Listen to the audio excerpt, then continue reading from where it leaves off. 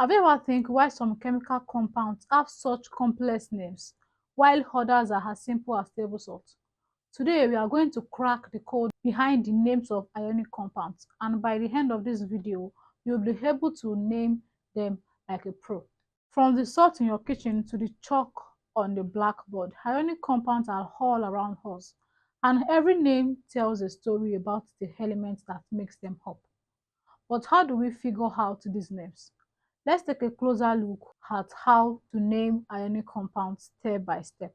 Before we get right into it, let's quickly review what ionic compounds are.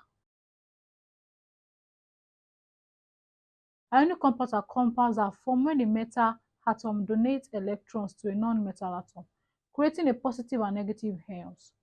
These oppositely charged ions then stick together because of their attraction to each other. The process of naming an ionic compound is actually pretty simple. We follow the basic rule. First, name the metal first, which is the cation. Then you name the non-metal, which is the anion. After that, you can change the ending of its name to hide. For example, let's take NaCl. Na is sodium, so we start with sodium. Cl is chlorine, but we change the ending to chloride, as I have mentioned before. So the name now is sodium chloride. Simple as that.